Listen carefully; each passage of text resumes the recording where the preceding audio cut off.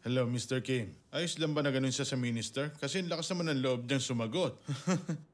Baka nababaliw na siya.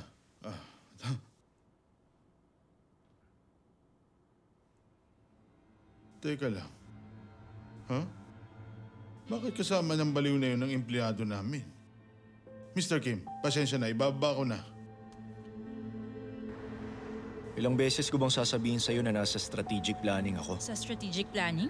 Mr. Kim, naka-activate ang app ngayon. May nanonood sa kinikilos yung dalawa. Kaya mag-iingat ka. Siguro hindi mo pa alam kung anong klaseng tao si Pacquiao Ang-jin, no? Alam ko, napakabait niya. Handa siyang pumatay ng kahit ilang inosenteng tao para maabot ang ambisyon niya. Ay, naku, walang kwenta ang mga pinagsasasabi mo. Sige na, umalis ka na. Hindi umalis dito yung mga tao mukhang pera, pero yung mga tao may konsensya. Minaltrato nila, tinanggal at ginantihan. Ganong klase ang mga tao rito. Siguro naman mayroong magandang dahilan ng chairman namin para gawin yon. Ay, nagkamali ako. Isa ka rin pala sa mga walang kwentang taong tulad nila. Walang kwenta? Walang kwenta ba ang sinabi mo? Ayos lang sa akin kung ako ang tawagin mo ng ganyan eh. Pero wag mong tatawagin ng chairman namin na walang kwenta. Sino walang kwenta? Bawi mo sinabi mo! Ay.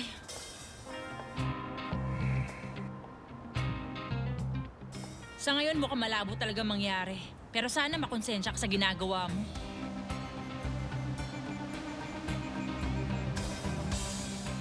Hoy! Walang kwenta ang mga sinabi mo. Sige, umalis ka na! Huwag na tayo magkita ulit.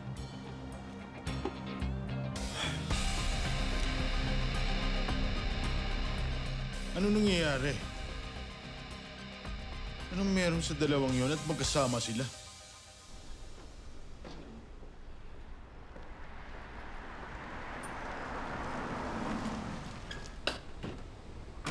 Teka, Mr. Kim! Si Chairman. Oh! Hello, sir. Ano ba naman yan? Luman-luma naman ang kotseng gamit mo. Nagkaroon lang po ng konting problema. Kailangan mo nang bumili ng bagong kotse. Maandar pa ba yan? Opo! Pagigihan ko po, Chairman pa! Mr. Kim, sabihin mo, mapagkakatiwalaan ba kita? Oh?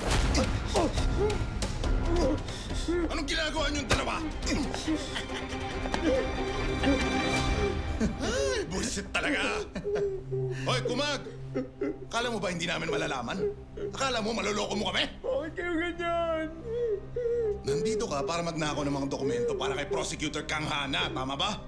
Simulan natin sa pagpalo ng pulso niya. Ilapat niyo! Sige, ilagay mo na. Sandali lang! Sige na, ilagay mo na. Ilapat mo na dyan. Bilis. Oh, kapatid ka nung babaeng namatay, ano? Ay, hindi talaga siya aamin hanggang sa huli. Hindi ka pa talaga aamin sa amin? Oh, tara, simulan Hawakan natin. niyo siya.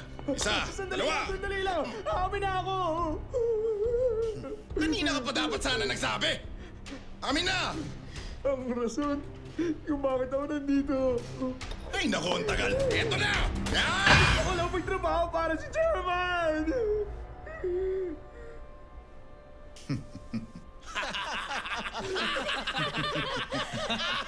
Oh, sige, tumayo ka na.